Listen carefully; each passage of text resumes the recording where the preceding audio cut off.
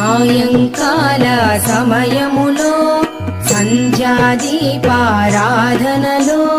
వచ్చును తల్లి మహాలక్ష్మి, వచ్చును తల్లి వరలక్ష్మి. కాళ్లకు గజ్జెలు కట్టింది, మెడలో హారము వేసింది, పిలచిన వెంటనే పలికింది, అడిగినదంతా ఇచ్చింది. సాయంకాల సమయములో సంధ్యాదీపారాధనలో వచ్చును తల్లి మహాలక్ష్మి, వచ్చును తల్లి వరలక్ష్మి.